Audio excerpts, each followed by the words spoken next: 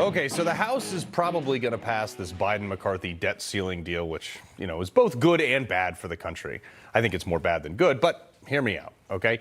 The passage of anything at this point is good for the immediate markets, for the credit rating, and the general national stability. However, it ignores the elephant in the room, that this continued spending will eventually lead to a crash.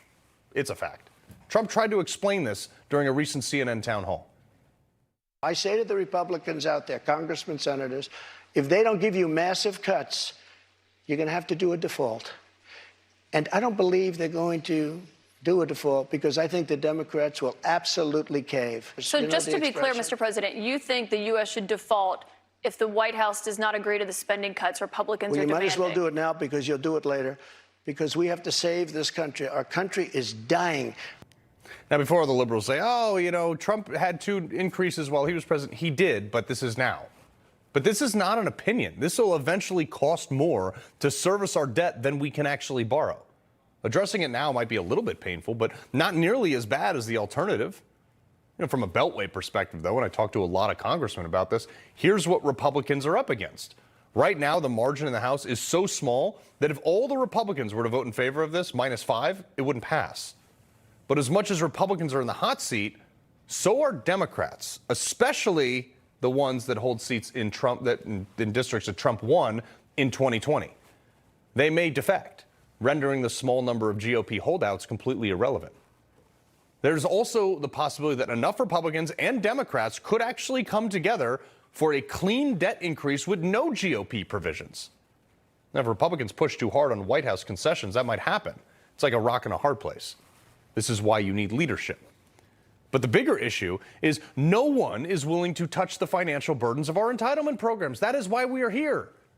But it's political suicide if you do. But that's the vast portion of our budget.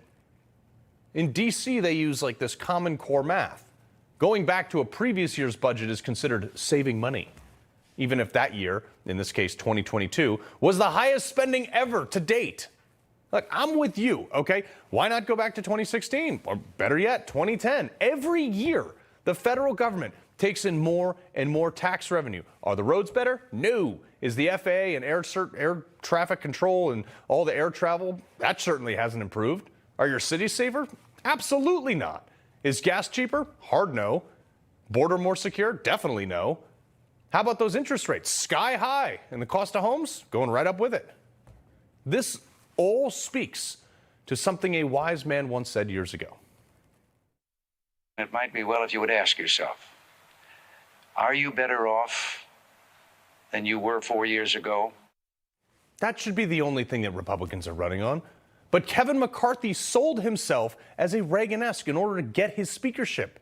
It took 15 rounds of voting to get him there, too. Now, in order to secure that position, he made a lot of promises, including the separation of 12 smaller appropriation bills where you can't hide as much pork rather than one giant omnibus spending bill. He vowed to cap discretionary defense and domestic spending at the levels they were when Biden took office. That seems up for debate right now. He promised to create a subcommittee on the weaponization of federal government, which he did do.